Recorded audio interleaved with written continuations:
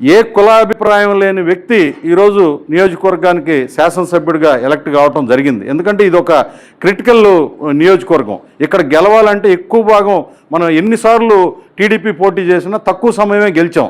ఒకసారి మస్తానరావు గెలిచాడు, అంతకుముందు వేణుగోపాల్ రెడ్డి గారు గెలిచారు, తర్వాత మళ్ళా కృష్ణారెడ్డి గారు దాన్ని సాధించుకోవటం జరిగింది. దీనికి వ్యయ ప్రయాసాలు చాలా ఉన్నాయి.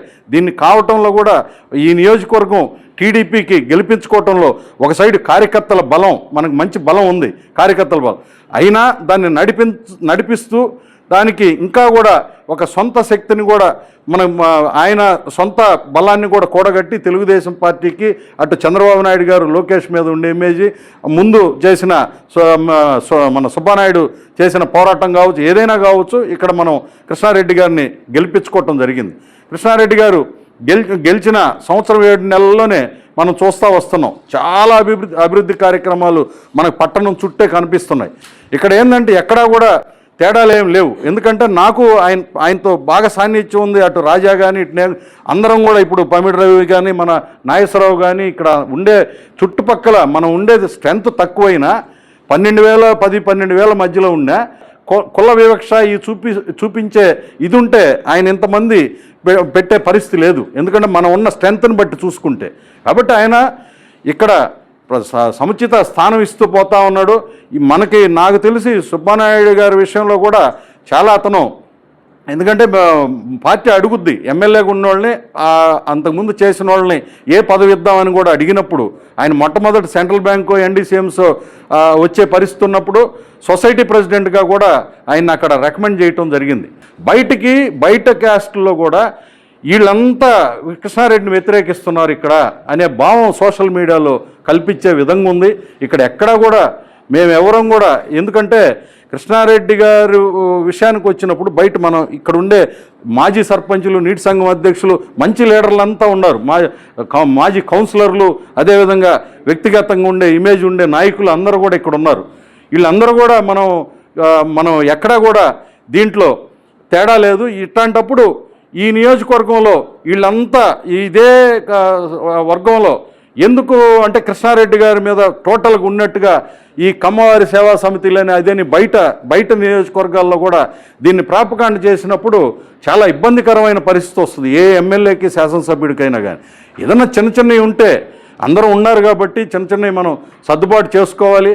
దాంట్లో వారి కుటుంబానికి వారికి మేము కూడా తెలియజేస్తాను, అందరం ఉన్నాం కాబట్టి మనం వెన్నంటుండి మనం నిలబడాల్సిన అవసరం ఉంది.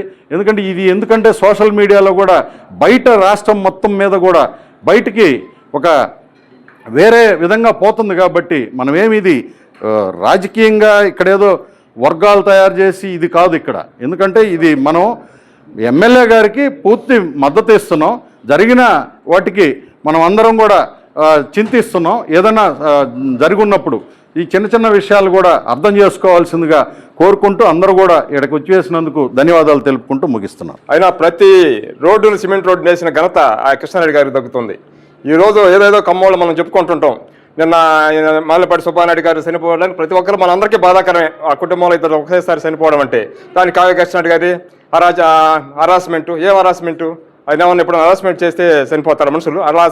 అలా చనిపోయే పని ఈరోజు ఎంతమంది చనిపోవాలి? హరాస్మెంట్గా మనుషులు చనిపోయే పని ఏం హరాస్మెంట్ చేశాడు ఆ కుటుంబాన్ని? కాకపోతే విభేదాలు ఉంటాయి.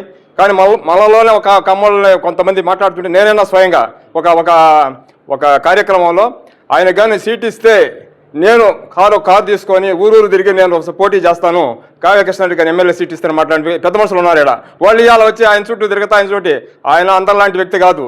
ఆయన ఎంత మనిషిని కళ్ళతో చూస్తేనే మనిషి ఎంత మాత్రమే వ్యక్తి అని చెప్పగలిగిన స్వభావం ఆయన గురించి మనం ఏదేదో ఈరోజు ఆయన లేకపోతే కావలేదు. కావాలి నియోజకవర్గం ఆయన వచ్చిన తర్వాత ఈరోజు ఏ పని జరుగుతుందన్నా, ఎంతమందికి ఈరోజు ఎన్ని పదవులు ఉన్నా అన్ని కమ్మవాళ్ళకి సొసైటీలు తీసుకోండి, మండలాధ్యక్షులు తీసుకోండి, ఇవాళ సర్పంచులు తీసుకోండి, మా వార్డు ఇన్ఛార్జ్ కానీ వార్డు అధ్యక్షులు కానీ మాకు రైతు సంఘం ప్రతి ఒక్కరు కమ్మోళ్ళు ఏంది ఎక్కడ లేస్తే కమ్మోళ్ళకి అన్యాయం చేస్తున్నాడు, కమ్మోళ్ళకి ఏ పని చేయటం లేదని, ఏ పని చేయలేదు, ఎక్కడ చేయలేదు చెప్తే ఆయన దృష్టికి తీసుకెళ్ళి సార్ మా వాళ్ళు చాలా మంది ఈ విధంగా మీ మీద అనుకుంటుందని చెప్తాం. ఎవరన్నా ఉంటే చెప్పండి. ఆ విధంగా ప్రతి ఒక్కరికి కమ్మోళ్ళకి ముందు ఫస్ట్ ప్రిఫరెన్స్ కమ్మోళ్ళకి ఇస్తున్నాయి, మీదనే పార్టీ అంటాడు ముఖ్యంగా ఆయన అవుతా.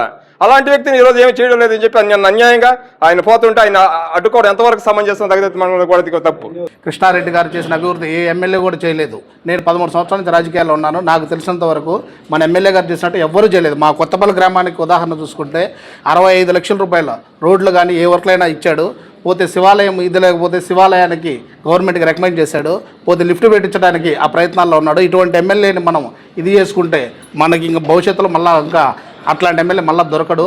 అది మేము నా 13 సంవత్సరాల అనుభవంలో నా పర్సనల్ అభిప్రాయంగా చెప్తున్నాను. మా కొత్తపల్లిలో కూడా మేమైతే ఈ యూట్యూబ్లు ఇవన్నీ మీరేమన్నా ఇది చేస్తున్నారు కానీ మేమైతే అవి చూసి మేము నవ్వుకుంటున్నాము. అవన్నీ ఒట్టి ఇదేను. మన మధ్య మనకి ఈ తగాదాలు అగాధాలు సృష్టించడానికి చాలామంది ప్రయత్నిస్తుంటారు. కానీ మనలో కూడా నాకు తెలిసినంత వరకు ఎవరు కూడా ఇది మనం నమ్మము. అందరూ ఇంతమంది ఇక్కడికి వచ్చారంటే ఇదే దానికి నిదర్శనం, అందరికీ తెలుసు అనమాట. కానీ మనలో మనకుంటే వాళ్ళు పెద్దోళ్ళు ఏదో ఉంటే కూర్చొని మాట్లాడుకుంటారు. కానీ మన ఎమ్మెల్యేని ఖచ్చితంగా మన ఎమ్మెల్యే అంటుంటే 100% మన సపోర్ట్ ఎమ్మెల్యే గారికి ఇద్దాము. ఎమ్మెల్యే అంటే నడుద్దాం.